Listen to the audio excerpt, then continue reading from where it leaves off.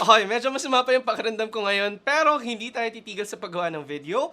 Ito yung hindi ko nagawan pa ng review pero na-release last month. Ito ay yung Redmi Note 15 Pro Plus 5G. Tara, try natin to. So last month, in-release ng Xiaomi ang kanilang Redmi Note 15 series phones with the tagline na Titan Tough. Dahil in-offer ng mga Redmi Note 15 series phones ang kanilang durability. However, durability nga lang ba ang ma-offer nila given na nag-price increase ang mga Redmi Note 15 series phones? If so, ano pa ba yung ma-offer sa atin ng phone na to? Sulit ba siya ngayong 2026? At ano ba yung dapat nyong isipin bago kayo bumili ng Redmi Note 15 Pro Plus? Lahat yan ipag-usapan natin dito sa video, pero syempre bago ang lahat, mag-subscribe muna kayo by clicking the subscribe button below. Hit nyo yung bell icon para ma-update kayo sa mga susunod na videos. Kung sakali nagustuhan nyo yung video na to, syempre i-like at i-share nyo na rin. For now, simulan muna natin by unboxing the Redmi Note 15 Pro Plus 5G. Looking at the box of this phone, medyo glaring yung bagong ginawa nila. Instead na render yung nakikita natin o kaya yung model number ng inyong phone. Instead, meron kayo isang napakalaking red na rectangle na merong Redmi Note 15 Pro Plus 5G na nakalagay. Personally, hindi ako fan ng bagong packaging nila pero syempre doon tayo sa contents ng box na to. Sa loob ng box, may kita nyo ang Redmi Note 15 Pro Plus 5G na unit, ang kanyang mga documents, opaque na jelly case, SIM ejector tool, and of course, ang kanyang charging cable at saka charger. Still, wala tayong wired earphones na nakukuha, di na naman bago to by 2026. Ngayon, with the Redmi Note 15 Pro Plus 5G, may kita natin na ginagamit niya yung same style or same design ng mga previous Redmi phones na na-release. Kung saan meron kang square na merong rounded edges dito sa gitna na naglalaman ng iyong camera design and of course, yung malinis na design ng kanyang likuran. So available siya in 3 different colors. Yung color na meron ako is yung color black, pero available din siya in glacier blue at saka mocha brown. With mocha brown, gumagamit siya ng synthetic leather. Ito yung medyo mga nauuso sa mga phones ngayon. Pero for the color black, kung makita nyo up close, gumagamit siya ng powder finish pero pag nahawakan nyo na siya, very smooth ang texture nito. Mas malaki ang Redmi Note 15 Pro Plus 5G at saka mas manipis siya compared sa kanyang predecessor. Pero pagdating sa weight, roughly the same to than the Redmi Note 14. Masabi ko din na less curvy ang phone na to compared to its predecessor. Very slight na lang yung pagka-curve ng edges niya. Hindi mo na talaga masasabing curved display ang phone na to. And even dito sa backside niya, wala na rin gaanong curve na nakuha. Personally, para sa akin, mas gusto ko actually yung shape at grip ng Redmi Note 15 Pro Plus 5G. Gumagamit siya ng Gorilla Glass Victus 2 para sa kanyang front display at saka fiber reinforced plastic naman para sa likuran ng phone na to. So unlike its predecessor, hindi na glass yung likod ng Redmi Note 15 Pro Plus 5G. However, yung pinaka-minamarket nila yung durability nga ng phone na to, given na kaya niyang mag-take ng around 2.5 meter na drop test nang hindi nasisira ang phone na to. Ibig sabihin lang ba nito kahit nalaglag ang phone na to, hindi siya masira? Of course, may limits pa rin tayo. However, mas panatag lang tayo syempre na pag nabagsak nyo ang phone na to, may added durability siya so hindi siya basta-basta mababasag. May IP68 at IP69K rating din ang phone na to. Ibig sabihin lang kapag nabasa siya sa water, tap water, regular water, hindi salt water, hindi basta-basta din masisira or papasukan ng tubig at dust ang loob ng Redmi Note 15 Pro Plus 5G. Gumagamit pa rin ng aluminum frame ang phone na to at dito sa right side niya ang kanyang lock button, ang kanyang mga volume buttons, tapos nandito sa top part naman ang kanyang speaker grills and then sa bottom part another set of speaker grills, charging port, and then finally ang kanyang SIM card tray. For the SIM tray, dual SIM compatible ang phone na to. Compatible din siya with eSIM pero it takes up one slot doon sa kanyang dalawang SIM. Ngayon, with a bigger phone, mas malaki din siya with a 6.83-inch display. Fortunately, same pa rin yung quality ng screen ng phone na to. Parehong resolution, parehong type ng screen. So at least wala tayong downgrades na nakuha even if mas malaki ang kanyang screen. This time nga, mas maliwanag pa ito with a 3200 nits peak brightness and then mas smoother ang display niya, so less eye strain with a higher 3840Hz na if ever naman naggagamitin niyo ang phone na to for watching videos o kaya playing games, meron siyang stereo speakers that can go up to 400% volume na tinry ko naman and yes, malakas talaga ang volume ng phone na to.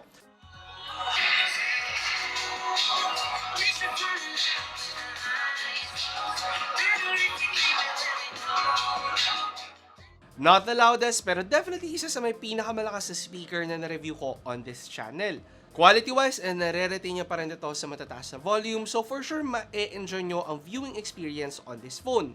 Pero bago ang lahat, commercial break muna tayo. This video is brought to you by HyperX. Kung sakali naghanap kayo ng peripherals, especially mga gaming peripherals, i-check out nyo tong brand na HyperX. So available siya sa YouTube Shopping ngayon. I-check out nyo yung mga icons dyan or mga pictures yan sa baba. Tapos idadirect kayo niyan sa official Shopee store ng HyperX. And kung hindi kayo familiar sa HyperX, kilala sila para sa mga gaming peripheral na maganda yung quality, pang matagalan talaga, maganda yung performance, pero quite affordable yung presyo. For example na lang, itong mic niya, itong Quadcast 2. So umiilaw na mic na yan. Maganda siya for live streaming. Tapos quadcast na siya, meaning pwedeng cardioid, omnidirectional, bidirectional, or even stereo. Tapos may mute button siya dito sa taas, ayan. And then of course, meron siyang controls dito sa baba. Original price na to from 9,790 pesos. Ngayon, pwede nyo makuha for the price of 6,030 pesos. Hindi pa kasama yung mga Shopee voucher dyan. Another example pa, itong Cloud Earbuds 2 nila na wired earphones. Ayun, syempre para low latency talaga whenever you're gaming, and wala lang, nakakatuwa na may kasama na kagad siyang case. So hindi lang to for PC gaming, for mobile gaming, ideal din siya para talaga low latency nga kayo nang hindi na istorbo yung mga nasa paligid nyo. Available siya in two different colors, yung color red at saka color black.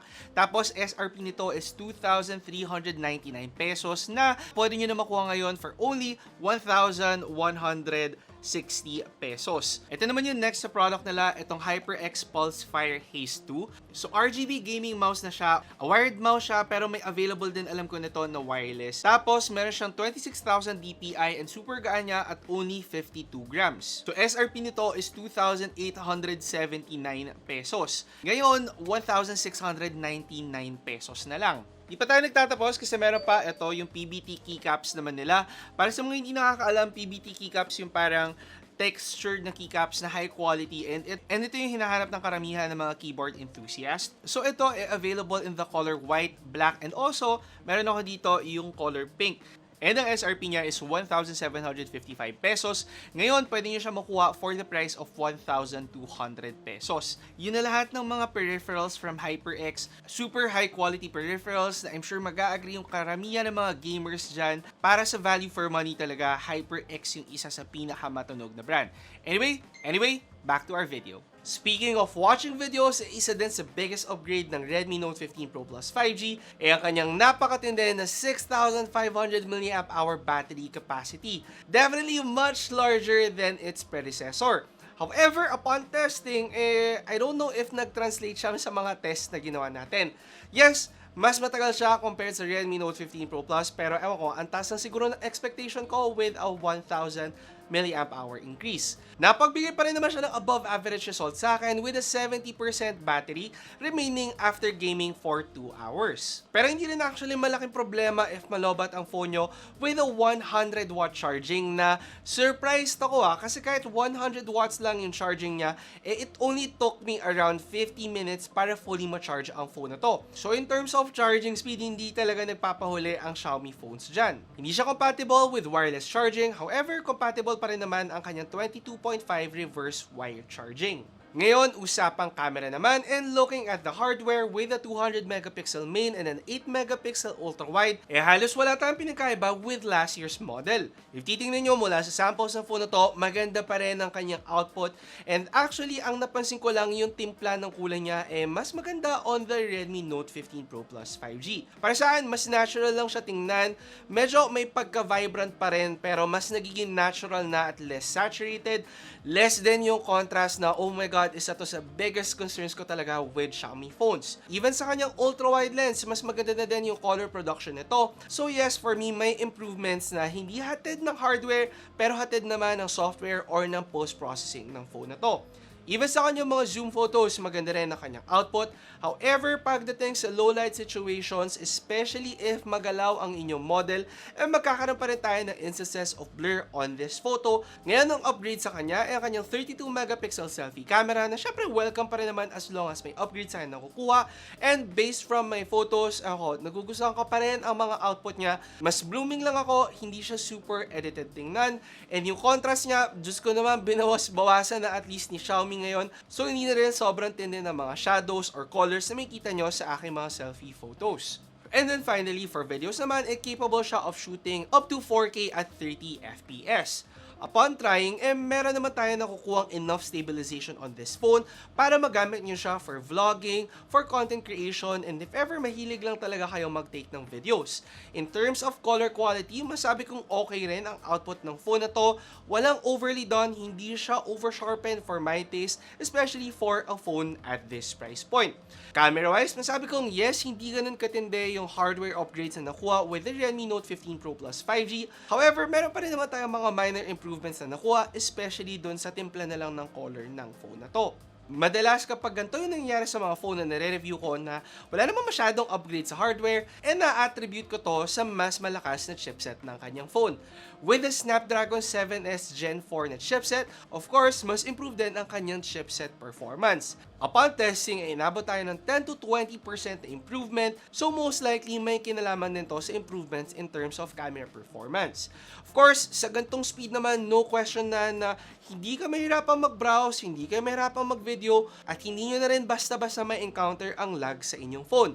Syempre, tinest ko yan by gaming on this phone, and grabe, even gaming for hours, wala akong na-encounter na problems. Until talaga na malobat ang phone na to, hindi ako nagkaroon ng problems, lags, or stutters while gaming. So at least masabi kong consistent naman yung performance niya even up to 10 or 20% battery life. In terms of thermal management naman, uminit pa rin ang phone na to. However, again, wala ngang thermal throttling. Ibig sabihin lang nito, pwede naman kayo maglaro ng matagalan na magiging consistent pa rin ang kanyang performance. However, I'd still advise na wag naman kayo maglaro ng sobrang tagal at pagpahingahin nyo pa rin ang phone para mapahaba ang lifespan nito. Ngayon, sa AI features naman, syempre hindi pa rin mawawala yan. Kaya nyo pa rin mag-edit ng mga photos using AI on this phone, as well as Gemini features katulad na lang na circle to search na I'm sure nagagamit ng karamihan sa atin.